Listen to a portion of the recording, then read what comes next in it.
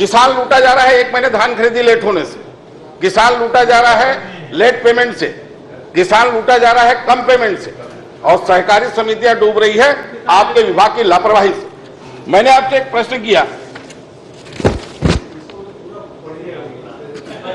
राजनांदगांव और कबीरधाम जिले में उपार्जन केंद्रों को कटौती के पश्चात कितनी राशि थी?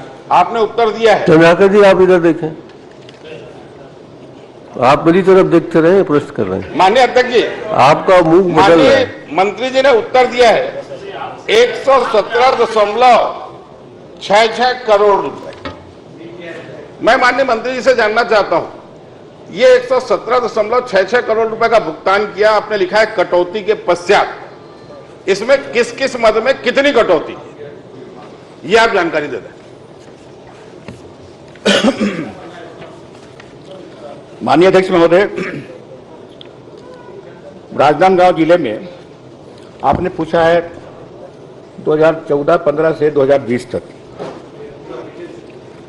माननीय अध्यक्ष 2014 से 2021 तक जी, 14-15 से 20-21 तक जी। माननीय अध्यक्ष महोदय, जो इसमें धान खरीदी के बाद जो प्रासंगिक जो व्यय होता है, पर प्रासंगिक व्यय 9 रुपया और सुरक्षा व्यय 3 रुपया और मोटा पतला जो होता है उसमें 31 रुपया पतला में और 32 रुपया पतला में, और इसके बाद जो उसमें जो बनता है, तो इसमें जो कटौती होता है माननीय अध्यक्ष महोदय, जीएसटी 5 से 18%, और जो बारदाना अगर शेष रह गया तो उसी कटौती होती है। समिति के जो कमीशन होता है उसमें टीडीएस कटता है 5%, और टीडीएस जीएसटी टीडीएस किसानों के जो रहता है उसमें 2% कटता है, और पुरानी जो लेनदारी पहले से भी अगर कोई लेनदारी है तो वो भी उसमें हम लोग उसमें कटता है माननीय अध्यक्ष महोदय, ये इसका वो है। माननीय अध्यक्ष महोदय, इसमें जो सबसे बड़ी कटौती हुई है वो कटौती हुई है धान के सूखत की। बारिश के कारण जो धान खराब हुआ, धान के नुकसानी की।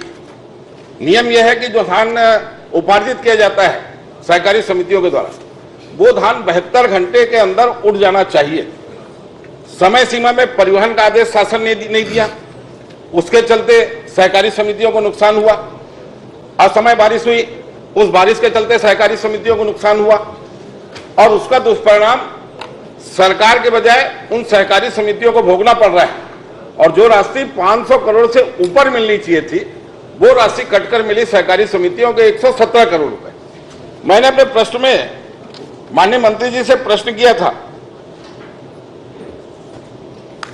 धान उपार्जन केंद्रों का बीमा कराने का प्रावधान है, यदि है तो धान उपार्जन केंद्रों पर पूर्व में मौजूद प्राकृतिक आपदा में क्षतिग्रस्त धान का बीमा क्लेम किया गया अथवा नहीं किया गया? मंत्री जी का जवाब आ गया, जी नहीं, धान उपार्जन नीति के अनुसार धान उपार्जन केंद्रों का बीमा कराने का प्रावधान नहीं है।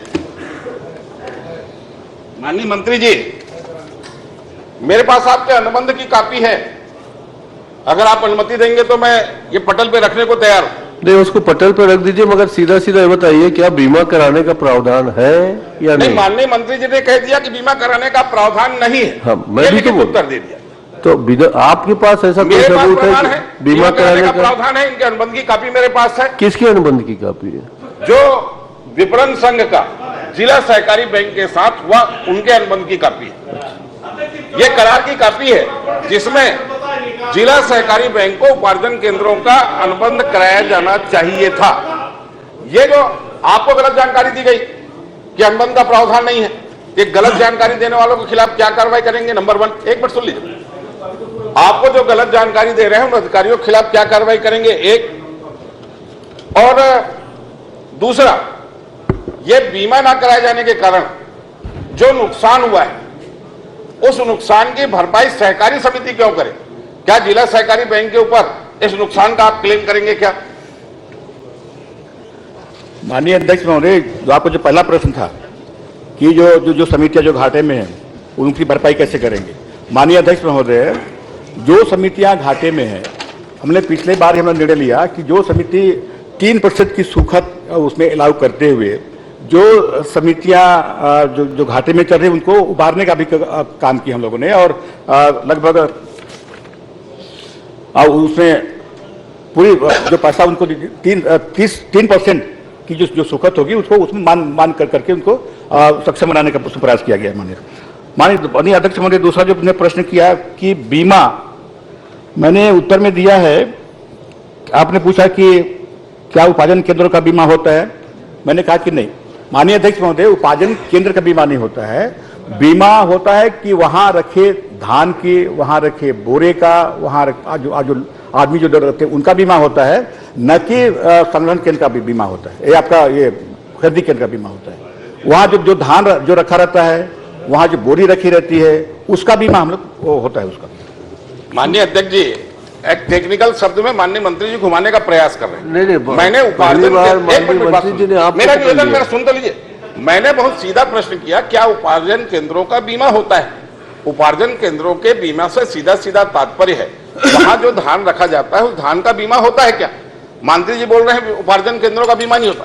ये जो अनुबंध की कॉपी है, प्राकृतिक अग्नि उपार्जन केंद्रों का बीमा नहीं होता, उसमें रखे हुए धान का, बोरे का, उसका बीमा होता। माननीय मंत्री उन्हें उनको बता दिया, तो उसको बता दिया ना, आगे दूसरा क्वेश्चन करिए ना, उसी पे क्यों नहीं। माननीय अध्यक्ष जी, अब मेरा दूसरा प्रश्न वो दूसरा कर लीजिए कि अगर बैंक वालों ने उपार्जन केंद्र में रखे धान का बीमा नहीं कराया, तो बीमा ना कराने के लिए क्या दोषी ठहरा करके दोषी अधिकारियों के खिलाफ कार्रवाई करेंगे क्या? जरा ये बता दें। माननीय मंत्री जी, जिन चीजों का बीमा होता है, बाय द वे आपके अधिकारियों ने बीमा नहीं कराया, तो ऐसे अधिकारियों पे प्रति क्या कार्रवाई करेंगे? माननीय अध्यक्ष महोदय, जैसे मैंने कहा कि वहां रखे धान का, वहां रखे बोरी का, वहां जो काम करने वाले जो कर्मचारी हैं उनका बीमा होता है, और इसमें किसी तरह कोई गड़बड़ी हो जाने दीजिए, हो जाने।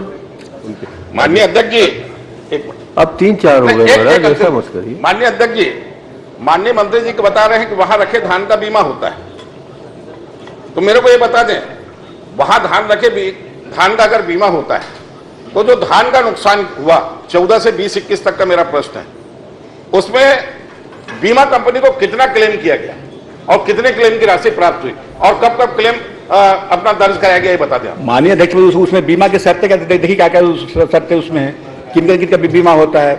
अगर धान में कोई आग लग गई, कोई आपके प्राकृतिक आपदा उसमें आ गई, कोई बाढ़ आ गया, तो छत्तीसगढ़ तो ऐसा था नहीं कि कहीं बाढ़ उसमें आता हो। अरे पानी गिरना भी प्राकृतिक आपदा में आता है मंत्री जी। चलिए उसको उत्तर खोज दीजिएगा, तो किनका प्रश्न आपदा है? पूरी सहकारी समितियां डूब गई सरकार के चल, किसान परेशान है, सहकारी आंदोलन समाप्त होने के इस पे कगार पे है। आप खाली एक राजनीतिक अपॉइंटमेंट करने का काम कर रहे हो, नहीं, पर सहकारी समितियों की आप चिंता नहीं कर रहे, तो भी पैसा पूरा सहकारिता आंदोलन खत्म हो जाएगा इसके चलते। चलिए माननीय धर्म जी, सहकारी समितियों का जितना चिंता हम लोग ने किया है ना, आप लोग ने नहीं किया है। क्या चिंता किया? आपने क्या चिंता किया? ये माननीय मंत्री जी को उबारने का काम किया हम लोगों ने। माननीय अध्यक्ष महोदय, माननीय अध्यक्ष महोदय, इसमें जो बीमा होता है, इसमें तूफान का है, बवंडर का है, चक्रवात का है, आंधी भूकंप का है, ये तो छत्तीसगढ़ इतना सुरक्षित जगह है।